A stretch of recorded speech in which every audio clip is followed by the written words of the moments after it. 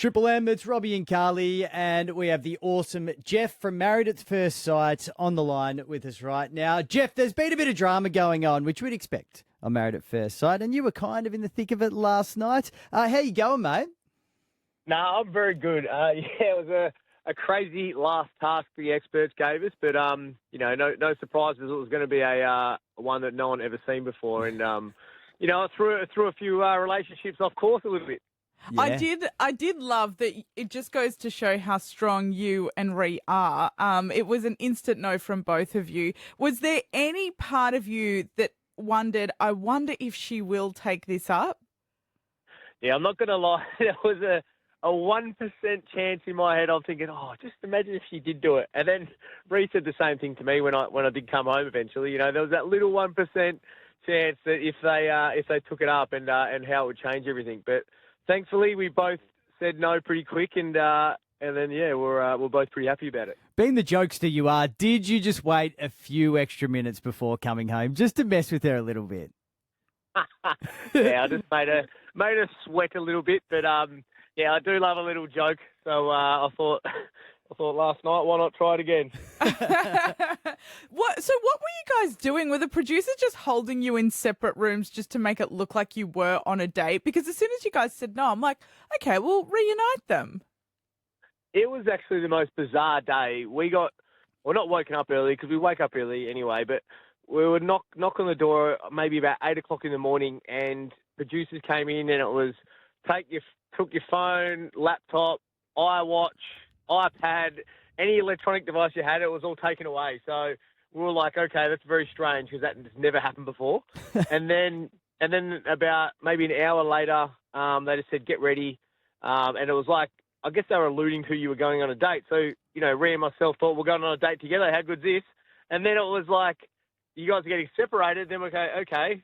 And then that whole day, you're in a room by yourself. And obviously I read, you get the task, you read it out. And I guess you got a few hours to think about what your partner could be doing. But, it was one of those, it was a very bizarre day. And you had a lot of time to think. That's so funny because I did notice Ree there was almost like a montage where she's sitting on the bed reading a book, like it was an action shot of her doing nothing and waiting. And then there was a few of you as well. So that explains it. No devices. Yeah, it was pretty funny.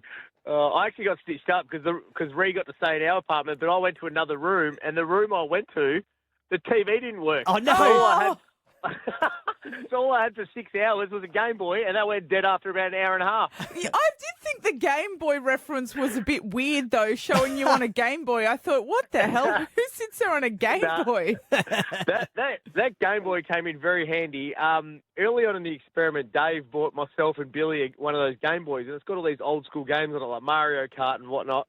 And when you have so much time waiting around, and you're not allowed your phone. So we had these Game Boys, and it passed the time. So it was actually one of the greatest investments that Dave ever did, and I'm very thankful for it. It's so true, because what do we do in 2025 with no phones, Carly? You'd be screwed. I would. I'd be screwed. I know. Throw it back to the old Pokemon Game Boy. Why not? I love it. Now, Jeff, you passed the task, but Paul certainly didn't with Karina.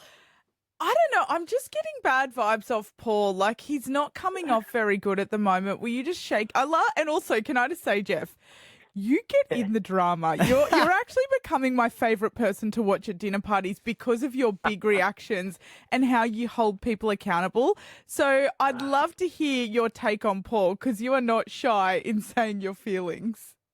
Yeah, it was, once again, it was a hard watch with Paul, unfortunately.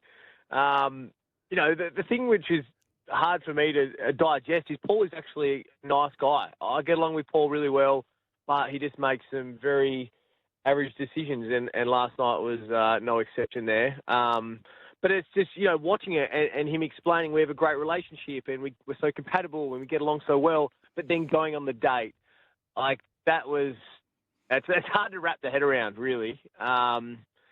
So, yeah, obviously that's thrown a big spanner in their relationship, and, it's going to be a bit of a fight back to have a future, I think. Have you checked to see if he's alive? Because I thought Karina took it well to start with, and then you could just see it slowly erupting, and then bang, he's out of there. He's not on the couch. He's in another room. That's so spot on. You're watching Karina, and it's like Paul's talking to her at the start, and then you can see she's slowly digesting it in her brain what's happened, and then she's like, hang on, you've gone on another date with someone else. You're not supposed to be doing that.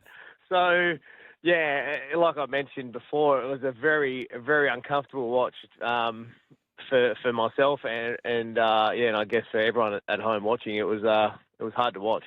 We are starting to near the end of the experiment, and what's interesting is seeing people's attitudes change, especially TJ. Like, you can just see that some people were in there, I don't know, not for the right reasons.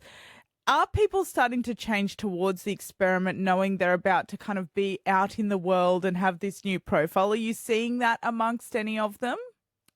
Oh, you definitely see a change in people, and I guess like any relationship, you start seeing someone, and then after a month or so, you're like, oh, do I really like this person or don't I?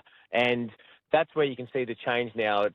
We're getting up to final vows, and which is such a big decision and a big part of the experiment. And I guess some people are realising maybe they don't want to be in their relationship anymore. So obviously TJ wrote leave the other day at the commitment ceremony. Ryan wrote leave at the commitment ceremony.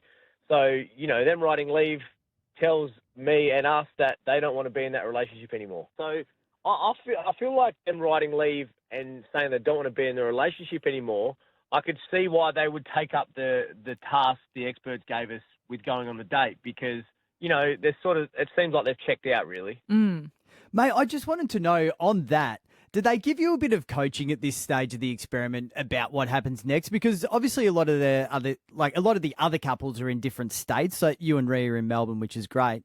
But do they tell you what to do next, or do they just sort of push you out into the wild? No, you don't really get told what to do next. I guess like the whole way through the experiment, it's one of the hard things to wrap your head around is everything that's happening is very new and you don't get prepared for anything. So just say today and tomorrow, I wouldn't know what I'm doing.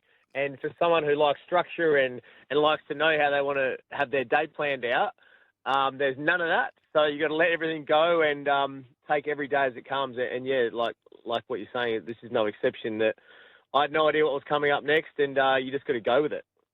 Well, I feel like you guys have kind of made the most of this experiment so far. I hope you guys do manage to continue, you and Ree. There's actually an article getting around today saying that you guys are the blueprint for what couples should be. So there is a lot of pressure around that, Jeff. Oh, there is a lot of pressure. A lot of pressure. No, that sounds that's very kind, whoever wrote that. Oh, isn't that nice? Carly had her hopes pinned on Dave and Jamie to start with, but now it's you. I'm a little lost. There's a lot with of pressure, mate. What do you think, Carly? What do you think is going to happen there? Give me a prediction. Look, I feel like and obviously you know what happens, Jeff, so I'm definitely going to be listening intently to your reaction. But I do hope they manage to pull through, and I hope that if they don't, it's more of a mutual thing than Jamie getting her heart broken. Yeah, that's very nice. Well, let's hope that happens either way. I do think they've turned a corner. So, Final Vows is going to be very exciting to watch, and I can't wait to see what happens as well. In cricketing terms, that was a very straight bat, mate. Wasn't it? Straight bat down the field. Oh, thank you very much for having to chat with us. We're loving seeing you, and we can just tell you're going to be strong, mate. We're putting all the vibes out there that you and Ree make it through. You are the blueprint, as Carly says, after all. So thanks, buddy. No, thanks so much, guys. And like always, it's great chatting to you guys. Thanks, legend. Thanks, Jeff. Bye. No worries. Bye, guys. Bye. No worries, mate. Chat soon.